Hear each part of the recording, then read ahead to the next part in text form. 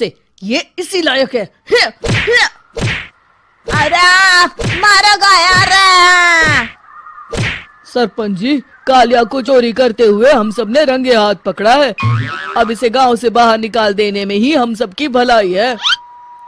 तो देर किस बात की है, अभी इसे धक्के मार के इस गांव के बाहर का रास्ता दिखा दो। अरे सरपंच जी, ऐसा मत करिए, मुझे एक मौका और दीजिए, मैं दोबारा कभी चोरी नहीं करूंगा। लेकिन गांव वाले उसकी एक नहीं सुनते और उसे मार मार के गांव की सीमा के बाहर निकाल देते हैं। अरे मेरी कमर दर्द के मारे मेरी जान निकली जा रही है।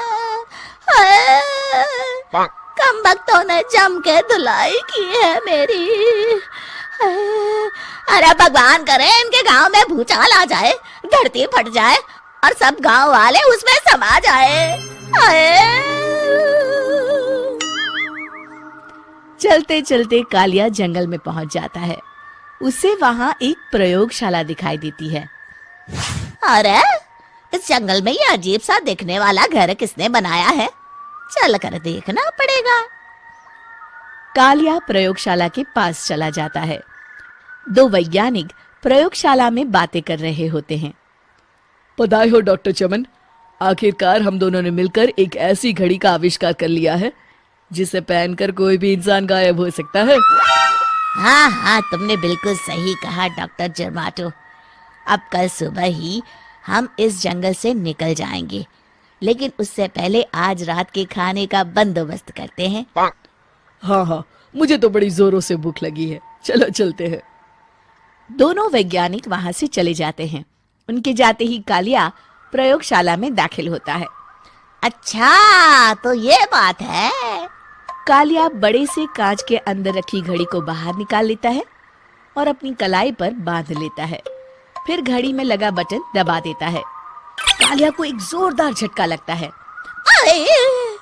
कालिया अपने आप को आईने में देखता है तो उसका पूरा शरीर पूरी तरह से गायब हो चुका होता है।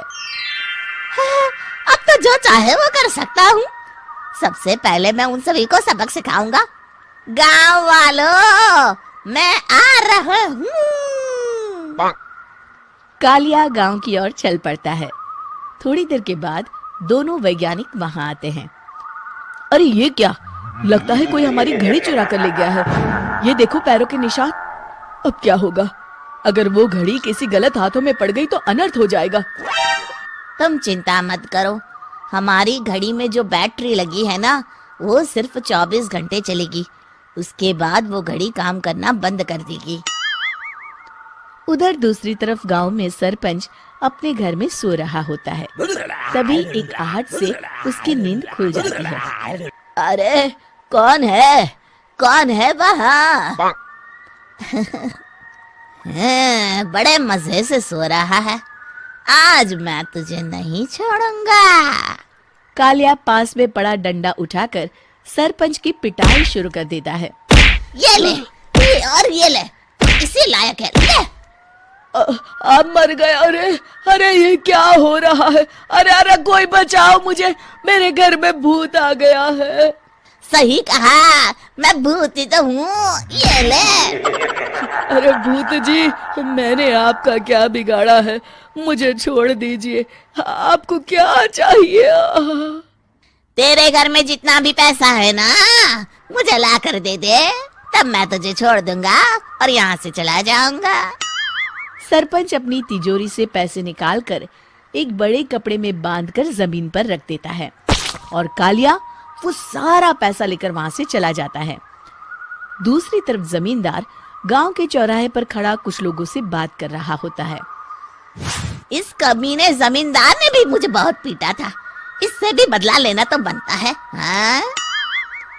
जमींदार अचानक अपने आप को चांटे मारने लगता है।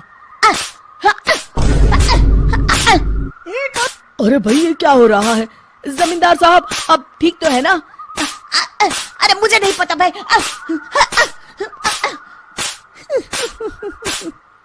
अरे मर गए रे, ये तो पक्का किसी भूत प्रेत का काम है। जमींदार के अंदर कोई भूत आ गया है। इससे पहले कि ये हमारे अंदर आ जाए, मनोहर भाई अपनी जान बचानी है तो भागो यहाँ से। ये क्या? अरे बाप रे बाप, मुझे तो भूतों से बड़ा डर लगता है। मैं तो चला यहाँ से। अगली सुबह इस घटना से पूरे गांव में दहशत फैल जाती है। सभी गांव वाले आपस में बात करने लगते हैं। अरे भाई, पता नहीं कहाँ से हमारे गांव में एक भूत आ गया है। उसने कल रात को सरपंच और जमींदार की खूब पिटाई की और उनके सारे पैसे भी लेकर चला गया। हाँ भाई हाँ, ये भूत तो मुझे बड़ा अजीब लगता है। मेरी समझ में नहीं आता कि भूत उन पैसों का करेगा क्या। अरे तेल में पकोड़े बना के तलेगा, बेवकूफ। इस बात की चिंता करके कहीं वो भूत हमारे घर में ना आ जाए। तुम बिल्कुल सही कह रहे हो आर्या, मैं भी इसी बात से घबरा रहा हूँ। अच्छा, अब मैं अपने घर जा रहा हूँ। तुम सब भी अपने अपने घर चले जाओ, उस भूत का कोई भरोसा नहीं है। हाँ। तीनों वहां से चले जाते हैं। दूसरी तरफ कालिया सारे पैसों को एक खंडर में छुपा देता है। इतने सारे रुपए तो मैंने अपनी पूरी जिंदगी में एक साथ कभी नहीं देखे। इस तरह कुछ दिनों में मैं अमीर बन जाऊंगा।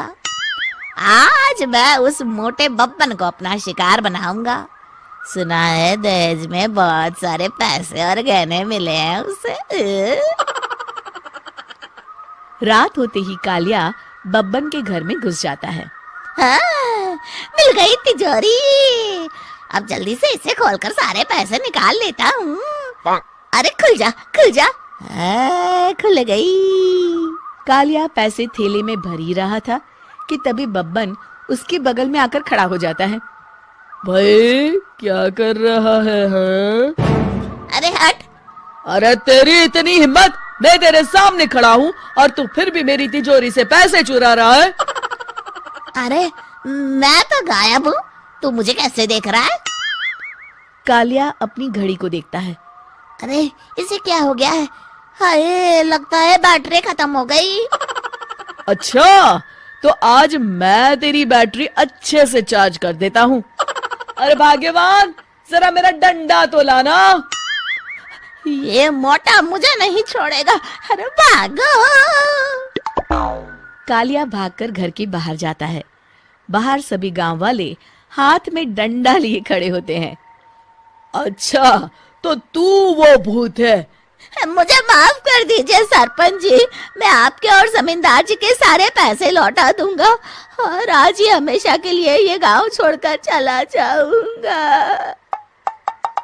शिक्षा: बुराई ज्यादा दिन की मेहमान नहीं होती, एक दिन उसका अंत हो ही जाता है।